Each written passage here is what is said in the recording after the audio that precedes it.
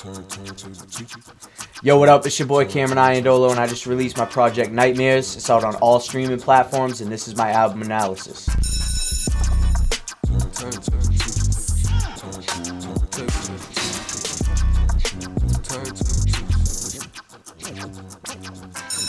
What's going on, everybody? Mike here with the Turntable Teachers, and class is officially back in session. Brand new segment with this. I know you guys just already heard Washi's that just came out a couple of days ago. Washi's album analysis. Now we got Cameron Iandolo back with us for his album analysis with his brand new project Nightmares.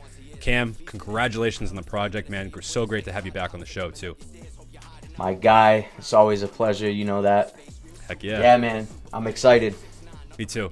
And I'm like I said, I'm so proud of you and excited for you and this project. It's such an awesome body of work. You've really done such a nice job with it. So talk to me a little bit about the process of creating this album or EP, I should say. What was the concept behind it, and just your just initial thoughts on creating this body of work. Yeah, man. This one was kind of just kind of following up on the Lost Tapes. It was more or less a couple songs that I had, specifically Can't Be Contained with Jarren Benton. It was kind of going that direction of like kind of that darker vibe. And I think I kind of looking for beats and everything for the project I'm working on now. It was all supposed to be one thing and come together that way, but it ended up being a little bit different because I had found I think the beat for Crazy after the Jarren Benton collab, and I'm like, all right, it's kind of going a different direction, but we kind of just held on to those songs. And then I was in the studio with my manager Leo and my boy Julio. Shout out to them, by the way. And Leo had came up with an idea after Noah's Ark was written that we should kind of throw a project together called Nightmares, being that there was kind of some darker songs that didn't fit the project we're working on now, so we kind of swayed towards that, and that's kind of how it came together. Yeah, no. So you've been releasing a lot of music since we last had you on the show, which was not even that long ago. I think that was like in March or April, I think, when we had you on, and you hadn't really had a lot of music out on like streaming services. You actually we had talked more about you being in some of those freestyle competitions like Jarren Benton's and Millie's. Like, so real quick, I just want to talk about this, and then I want to get into kind of the nitty gritty of the project. But what was it like for you to not only, of course, we talked the last time you were talking about the freestyle competition with him. What was it like to work with him on a track and get him on a track?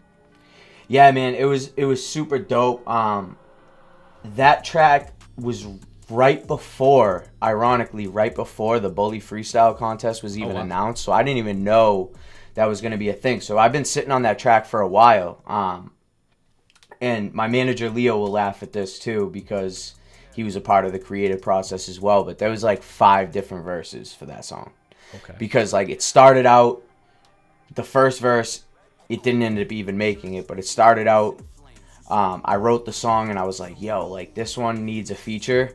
And I was like, yo, Jarren's the guy for this. So we reached out to his management, and he was fucking with it, so he jumped on. But throughout the months after the Bully Freestyle contest, I was still sitting on the song, and I'm like, man, like after I got his verse back, I'm like, did I go hard enough? So like I wrote again, laid it down again, and a couple more times in between that, and then we ended up going into the studio, myself, Julio, and Leo, and I had laid down like what we thought was going to be the final verse, and Leo was like, it's dope, but it's not hard enough. It's not hitting home. You gotta go a little bit harder. So we took a little bit of a break, went back a week later, I laid it down, they were like, yeah, that's the one. Leo had came into the session that day a little bit later, so he had came in as soon as I finished laying it down, and what we thought was the final, like I'm telling you, like the engineer was actually like bouncing the final master, like we were done, and Leo came in and was like, dope, like listen to it. He was like, this is dope, but I'm just still feeling like this needs something. So he was like, he looked at the engineer and goes, sample or like play out the Friday the 13th like theme and put it into the track somehow. And the engineer's like kind of confused, but he did, you know, kind of what he was told, and he did his thing. And Leo was like, I need you going like double time, like spitting fucking crazy fast, like just bars. And I'm like, dude, like the beat's already over, the song's over. I'm like, I'm not even like sure what he wanted me to do at that point. And he was like, just write another 16, double time, spit it, which is why I like going into it. I'm like, now they want me going double time because like it was just studio vibes and it was kind of like what he had said. So he was like, go in that booth and don't come out till like something's done. So I'm like, yo, like I'm frustrated at this point, but I'm like, I know he's got a vision. So I go in the booth, they loop the track. The engineer did an amazing job. Like he literally hand played, like sampled the Friday the 13th theme and put it, like meshed it into the beat. And we kind of just went from there. And I just I spit the extra 16 and that was pretty much it, man. That's so dope, dude. That's such a good story and such a good testament for you as well to get, you know, Jarren, not only get Jarren on a song, but it almost feel like for you, it challenged you in a way because you were like, I can't put this out if I'm not at my very best, or it's not like, and then even your manager too, pushing you to like, you were like, oh no, it's done. And he's like, he was almost the artist in that situation. Like, I don't know if it is like, yeah, he was like, just Jarren killed it. Like super dope verse. Oh yeah, that verse is crazy. Everything he said like was fire. The energy was crazy, and Leo was just like, man, like you killed it in the beginning, but you brought like that kind of just the regular flow, which is originally how the song started. But then Jarren came and was like, I'm gonna fucking murder this. Yeah. So then it was like, all right, well, this is on my project. So yo, Jarren, like no hard feelings here. Like if you hear this, but like, I had to come in and fucking, you destroyed it, so I had to body that shit. Bitch, I can't be contained. They know I can't be contained. Don't give a fuck what you say. You better cherish the day for it's gone. Bitch, I can't be contained. Bitch, I can't be contained. They know I can't be contained. Don't give a fuck what you say. You better cherish the day. Yeah, nigga, I can't be contained. That's word to the blood in my veins. Load off by the drugs in my brains. Bitch, better show love to my gang. Look at all this blood in my veins. I give no fucks, I'm insane. Bitch, I go nuts in the paint. I used to have nothing in the bank. Now I might double rack at a bitch. I tell a dip when I nut. I just got dick for a slut. You keep they wrists in the cuff. Oh, that's a fifth in my cup. These niggas pinch out your cut. Oh yeah, it's that before this on the big guns lift up a truck. Bitch, I'm Michael Myers, gun knife pliers. We go torture ass talking through the wire. So that was kind of what it was. And yeah, again, shout out to Leo because I wouldn't have thought of that. Like I really wouldn't have thought of that. I would have left it as it was. And Jarren could have easily closed it, but I think it added some depth to it. Mm-hmm. Just kind of matching that flow and just giving it that extra oomph a little bit, you know? Yeah. No, I think it's totally a standout on the project. I want to play a clip for the people at home. I want to play Leo's skit to start this. To start your project because it's pretty awesome. It's hysterical. I was cracking up laughing. I'll let the people listen to it quick and then we could dive in. Hey Cam, it's Leo. Just calling you up, man. I just want to be very, very clear on what we are targeting for this EP. Just keep it all family friendly. Please avoid beheading, calling someone's mom a bitch. Really just be careful what you do. This will be played on middle school, high school Zoom calls on a Monday morning after Halloween as kind of like a spirit thing. Just please be careful what you write on there.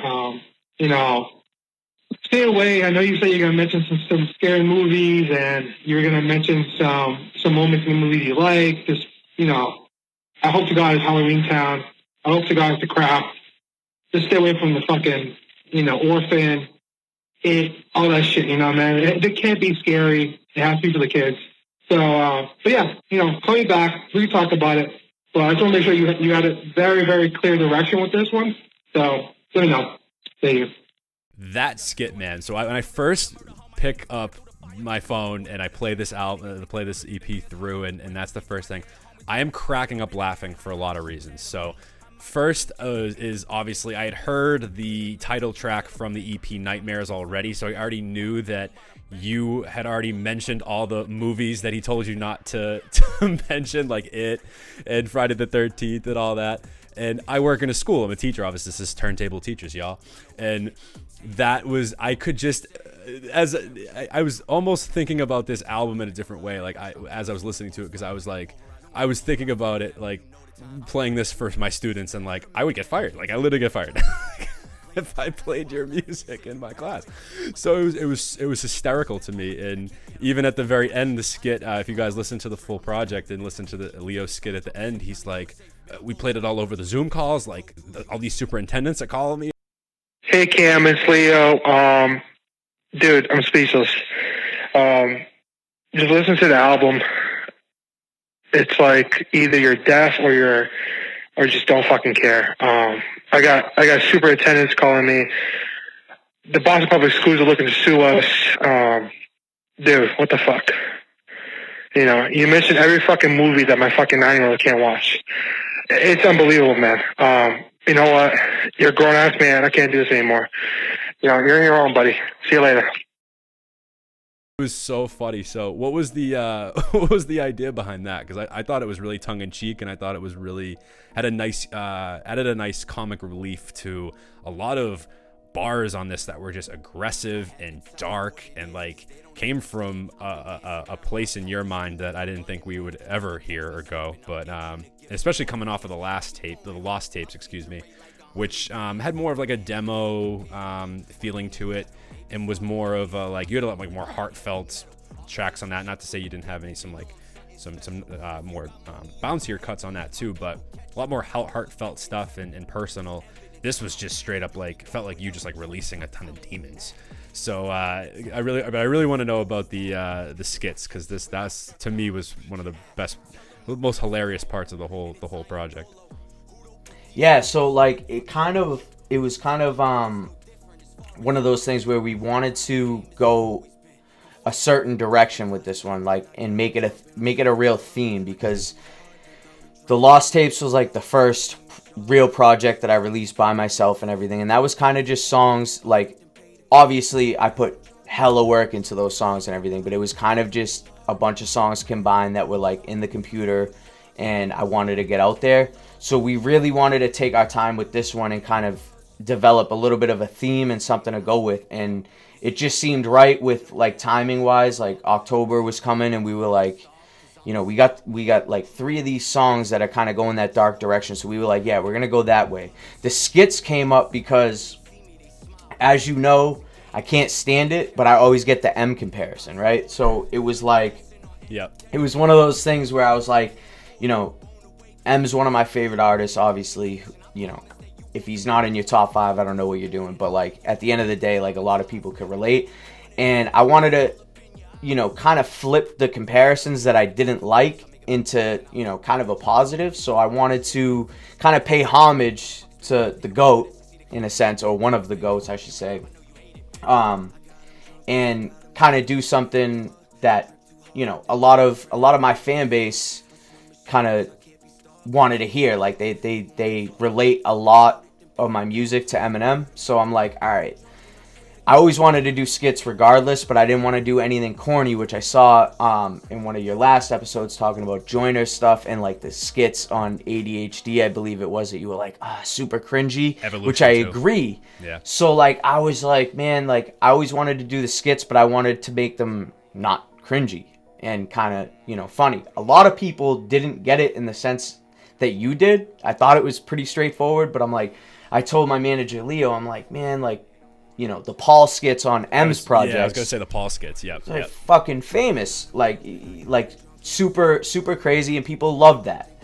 So and they like to get like an in-depth image of you and, you know, your people and who you're working with and everything. So I'm like, what better way than to, you know, pay homage to M, and also like give them a little bit of inside, you know, give them an inside feel of, you know, who my people are and what we're doing and everything. So I'm like, Leo, I think we should go the route of you calling me and kind of, or he might have came up with the idea, I'm not sure, but we kind of came up with it together. And we're like, yeah, if you leave me a voicemail like saying, you know, really just keep in mind, keep this family friendly, all of that, and then it drops into nightmares and goes through the whole thing, and then at the end you're just like, man, like you did the exact opposite of what I told you to do. I'm like, I think it could be funny if we do it the right way. So that was kind of just a last minute thing. We wanted to do an intro and outro, and that was kind of like the direction we went with it. So Dude, I thought it landed, for me anyway, I thought it landed perfectly. I thought it was so funny. And especially at the end where he's like, dude, like you said, like, what the heck are you doing? Like, why would you, like, you did exactly opposite of everything that I said. I thought it was hysterical. I was dying laughing. But I think maybe for me it was, like, different because I'm a teacher, and I was just, like I said, looking at it from that perspective of, like, oh, you're going to make this, like, this music for Halloween as a special. Like, we're going to play it through the schools. I thought it was great.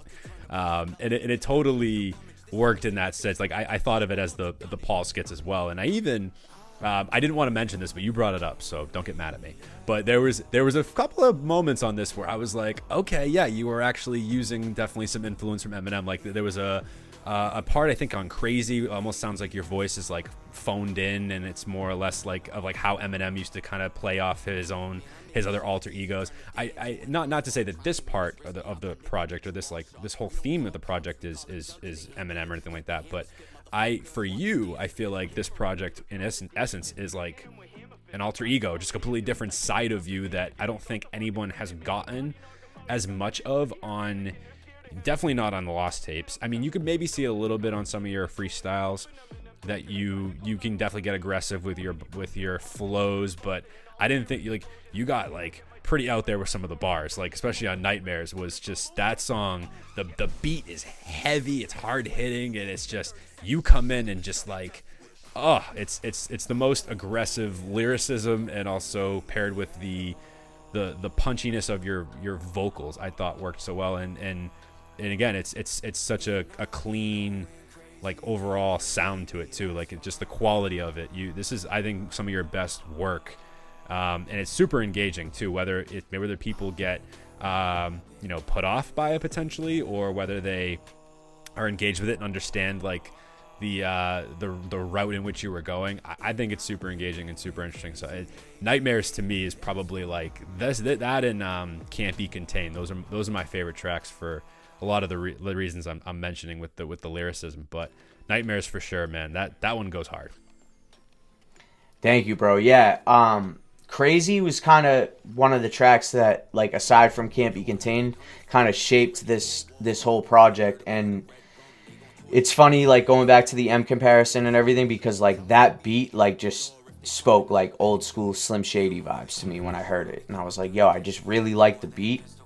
But knowing, like, kind of the direction I was trying to go with it, I'm like, maybe I should, like, again, use, like, the reference that I hate, that people are always like, you know, that comparison that I hate, use that and kind of flip it and just, you want M?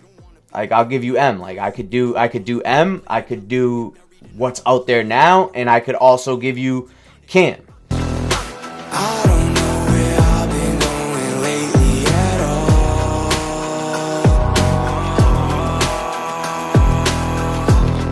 And I've been going crazy lately, maybe that's fine.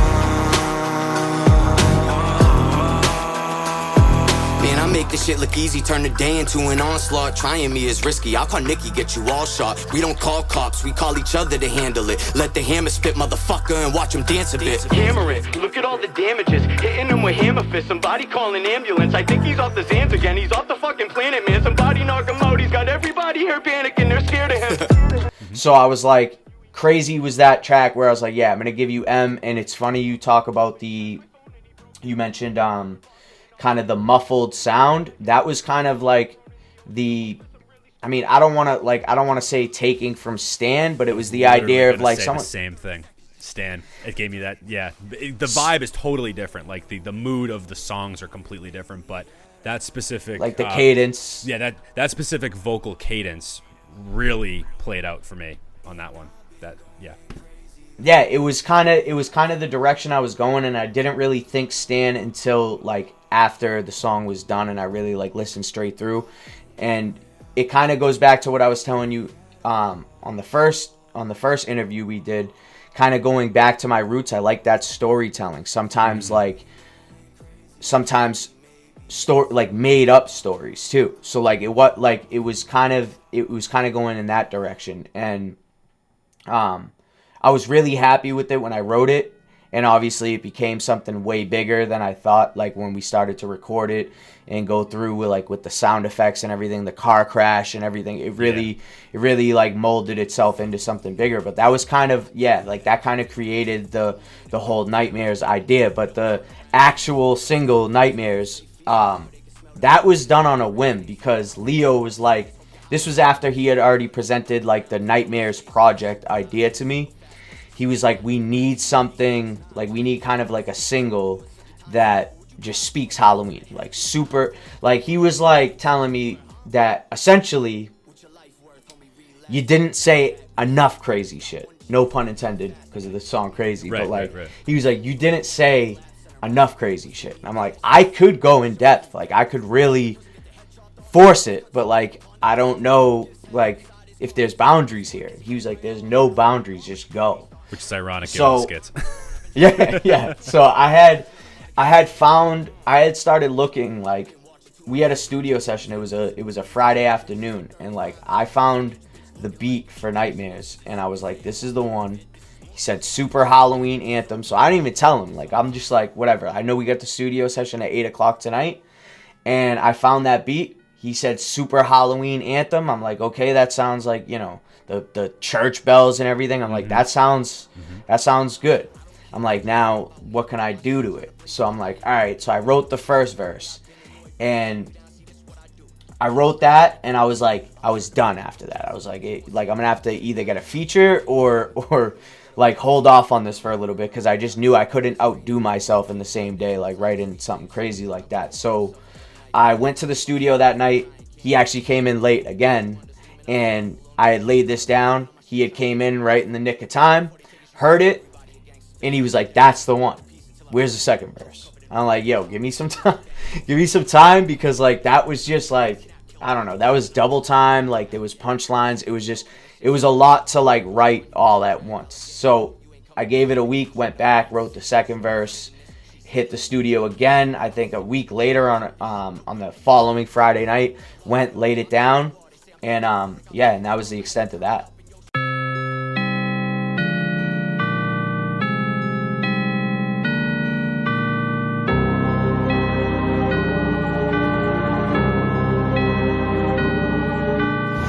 Halloween and the Reapers out, try not to scream, better keep it down. It's a full moon in a creepy town, homie, don't move and don't turn around. These demons out, it's only once a year, so they feasting now. They can smell the fear, better say your prayers. Stay inside the house, they coming up your stairs, hope you're hiding out. I just saw a clown that came from underground, blood on his face, screaming super loud. And he's super fast, plus he's 6'9", not the rapper stupid, he's 6'9". Trying to get mine, so it's fuck yours, said your time is now, but would you die for it? Knife to the head, lose an eye for it, go blind for it, do time for it, huh?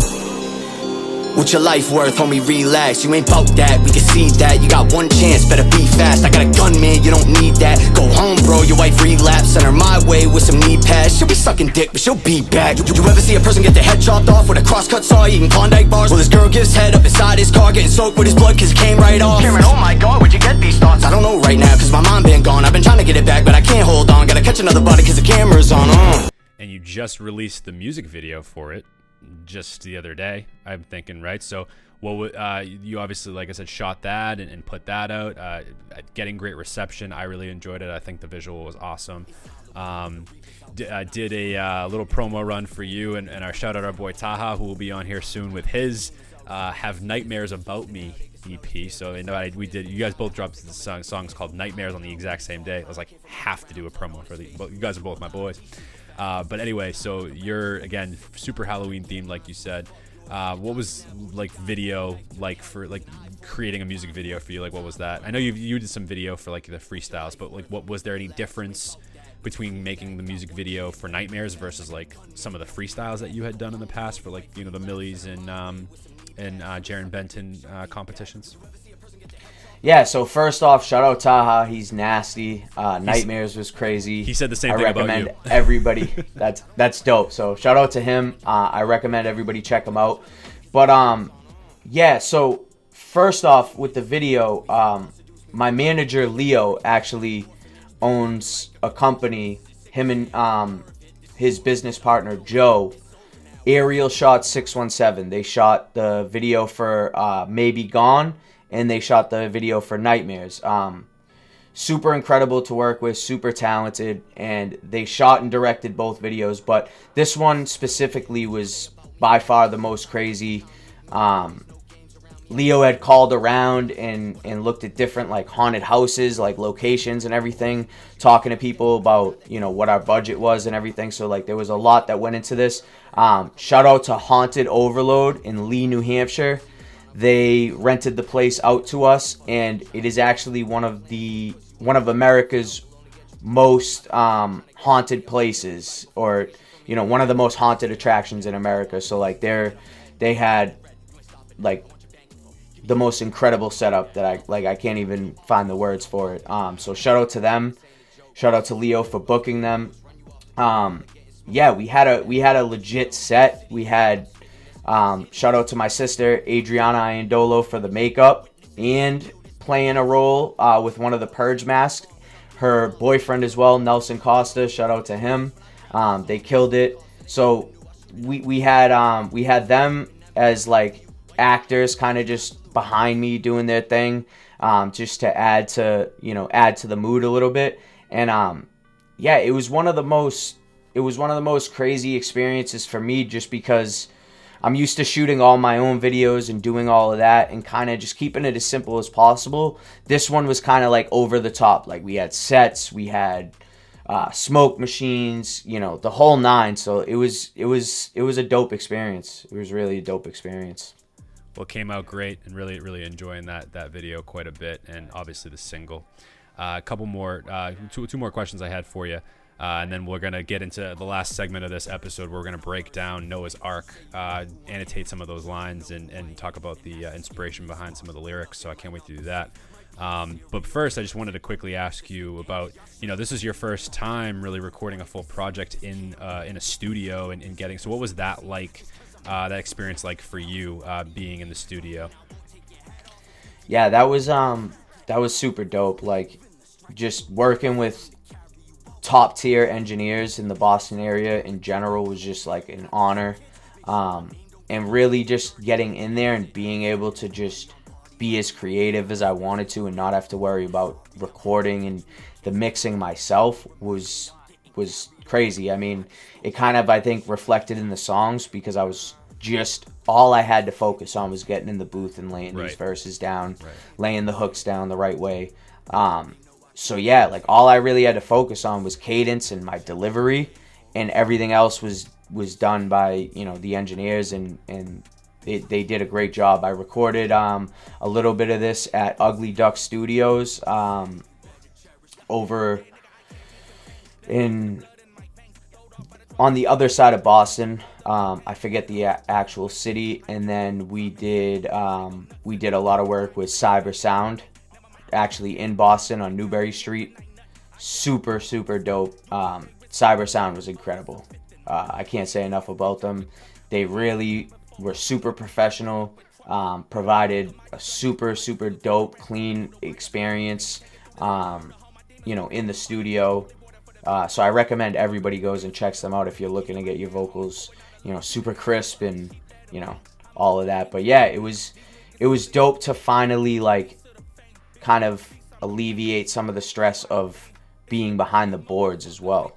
True. And not knowing so much, like not being like kind of being a self-taught engineer myself. It was dope to just be able to put the project in trusted hands and be able to, you know, just focus, like I said, on being creative and knowing that these engineers were gonna make the best possible record possible. So no, I think that all came out in the finished product of this album. I really did feel that way, and like I said, just big props to you. I'm super proud of you, and for this, I think that your creative aspect as an artist really came out in this, and I think like I said, the finished product is one that you should be very, I think, happy with. So big shout out to all the engineers and producers that worked with you on this project. Last big question I have for you: what's your favorite song from the project and why? If you had to choose one, like you gotta pick one that like makes it big, which one is the one that you want people to hear from this project, your favorite one? Yo, so it's a cross between Can't Be Contained and Noah's Ark. I'm gonna have to just go out on a whim here and say Noah's Ark, just because that one created some noise. As you know, like we got on the radio. Shout out Jammin', shout out DJ Rico Suave from Jammin', for putting us on. Incredible DJ. I suggest everybody check him out as well on Instagram, DJ Rico Suave.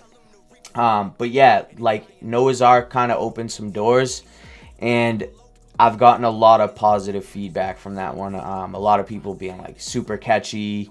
A lot of videos of people bumping it in their cars, like on their way to work in the morning. So like that one, I think it kind of gives me the same kind of a vibe. So like I gotta say that's my favorite one on the record.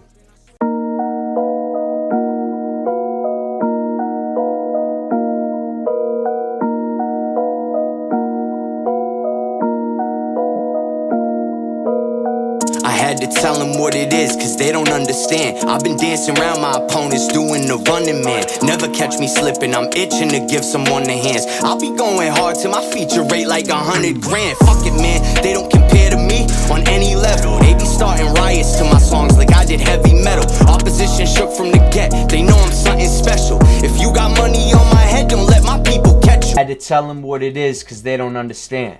I've been dancing around my opponents, doing the running man. Never catch me slipping, I'm itching to give someone the hands. I'll be going hard till my feature rate like 100 grand. Fuck it, man, they don't compare to me on any level. They be starting riots to my songs like I did heavy metal. Opposition shook from the get, they know I'm something special. If you got money on my head, don't let my people catch you.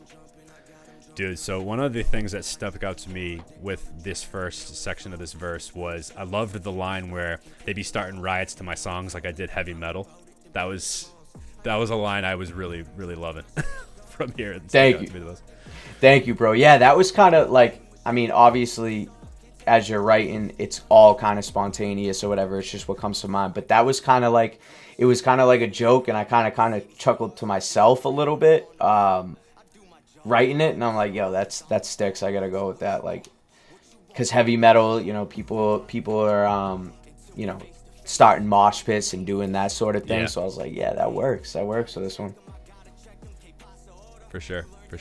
And I like the confidence that you have in this like the first bars, you know what I'm saying? Like I think that overall, like even just in you talking to you in this episode versus your first one, like I feel the confidence in you just completely heightened, you know what I mean? So I think that in essence is embodied in this first part of the verse for sure. Thank you, brother. I appreciate it. Yeah, the second part, bullet through your temple, no evidence found. You'll be gone without a trace, I'm telling you now. Just throw in the towel, it's simple as that. Cause if I catch you in my sector, I'ma beat your ass. Tell him the Reaper's back. And it's Iandolo. Juro por Dios que estoy un poco loco. 21 is no different as far as I can see. The grind's the same as it's always been. Come fuck with me. That one was kind of just being like, the last 8 bars kind of just super cocky. Like that was kind of what the song was going for. Like I was going for with in general. But yeah, pretty much I just wanted to touch on like the fact that it's just like it's not the average Cam. So like, but go ahead, go. What were you gonna say? No, I was gonna just comment on I love the Spanish is incredible. I was that threw me for a curveball. I was just like, he really just gave us 2 lines of Spanish there. Thank you. Now, shout out my boy Julio for that. Like I had written it and like kind of just figured out like how to say these words in Spanish and make them flow. And then I called my boy Julio and I'm like, yo, does this make sense? And like he critiqued it a little bit, but we ended up getting what we got. So I got 'em jumping, I swear to God. I drip too hard, they bout to drown, they know it's hard. I swim with sharks, I can't be stopped, can't take a loss. You wanna talk like you bout it, then pay the cost. I got 'em jumping, I swear to God. I drip too hard, they bout to drown, they know it's hard. I swim with sharks, I can't be stopped, can't take a loss. You wanna talk like you bout it, then pay the cost. I got him jumping, I swear to God. I drip too hard, they bout to drown, they know it's art. I swim with sharks, I can't be stopped, can't take a loss. You wanna talk like you bout it, then pay the cost. So, yeah, the hook I wrote first with this. Okay. And it was kind of just, like I said, like it was kind of just spontaneous. I don't know, I was just looking for that cocky, like really in your face, and catchy type of vibe when I started out. And yeah, that's kind of where it went. And I just was like, I'm sitting there and I'm like, you know, like I got the flow, and then I'm like, I got him jumping. And I'm like, all right, I got him jumping.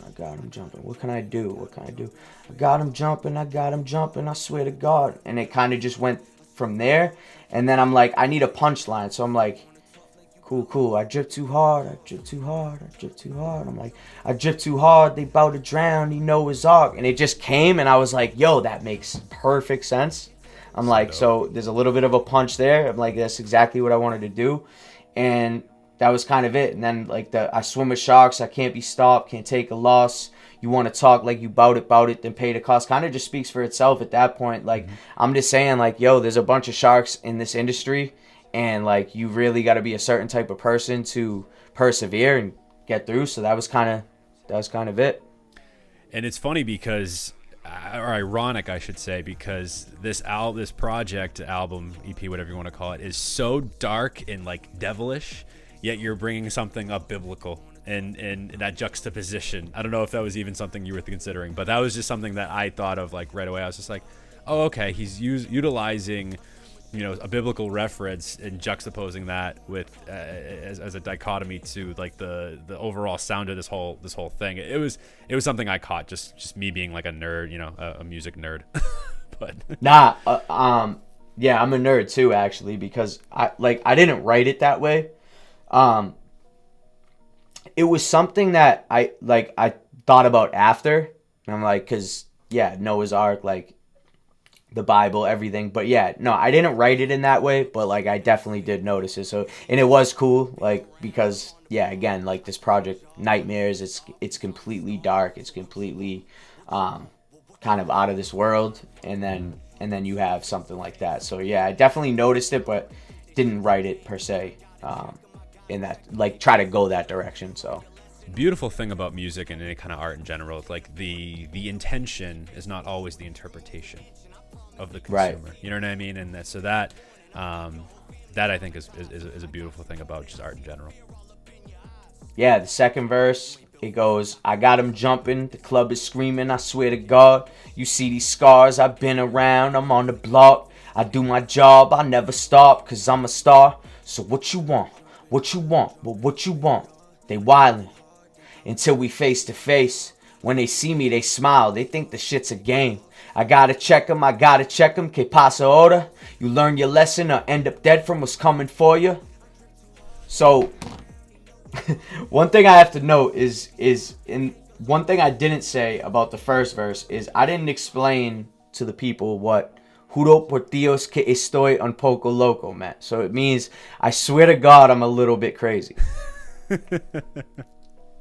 And I kind of like, it was just kind of, you know, the hook is like, I got him jumping, I swear to God. So yeah, enough of me rambling on. In the second verse, kind of like I said, like, you know, just cocky, like just trying to spit some bars, throw some bars at the people. I got him jumping, the club is screaming, I swear to God, try to go off the cadence of the hook a little bit. And then I get into a little bit more Spanish. I'm like, they wildin' until we face to face. When they see me, they smile. They think the shit's a game. I gotta check them. Que pasa ahora? You learn your lesson or end up dead from what's coming for you. Que pasa ahora means what's up now. So like what else you got at this point? Can't afford it, you won't awaken, keep facing forward. You move an inch and I promise that you won't see the morning.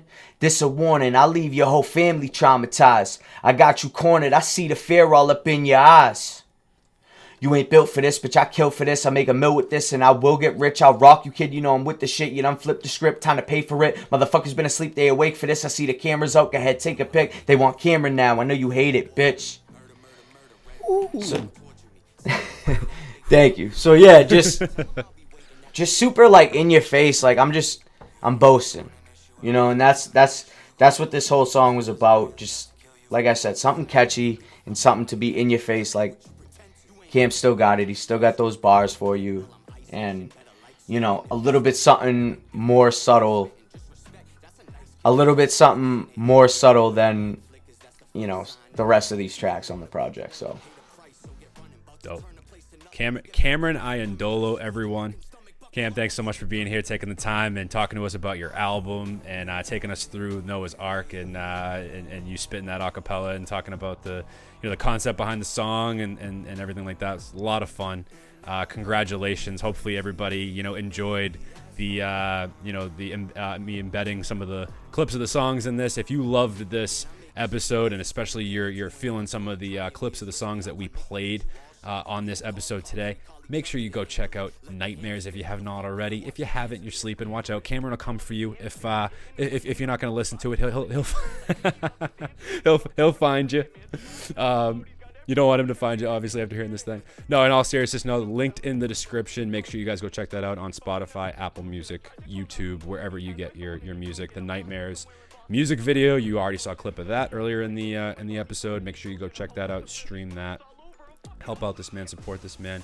And it sounds like you got some more music coming soon in 2021, and I cannot wait to hear what else you got coming. I thought this was a really great conceptual project, dude, and you're killing it, no pun intended. And I really appreciate you coming on and talking about the project, man. This was a lot of fun. Yo, as usual, I appreciate you. Thank you for everything. Yeah, man, I got a lot coming. I got a single coming real soon. I'm not going to reveal the name of it yet, but followed up right after that, I got a project called After Hours coming. And yeah, man, just stay tuned. I got a lot of content coming. Some of the best music I've ever worked on in my life. So I'm super excited to get it to you guys. Yo, shout out Turntable Teachers. Shout out my brother Mike. And yeah, follow me everywhere at Cameron Iandolo. Thank you. You heard it here first, people. Follow this man, listen to the music. Thank you for tuning in. If you're a fan of Cameron Iandolo, coming on to us for the first time, check us out at Turntable Teachers. Make sure you follow us on all social media platforms and find us wherever you get your podcasts. Head to our website, www.turntableteachers.com for all the latest. Make sure you guys, and fans of us, you already know. More album analysis is coming. Don't go away. To make sure you guys stay tuned. I know you've heard Washies, you've heard Cameron Iandolo's. We got 4 more coming pretty soon, and I'm excited. So once again, thank you so much for being here, Cam. I'm Mike. This is Cam Iandolo with the Turntable Teachers, and class is officially dismissed. Turntable teachers.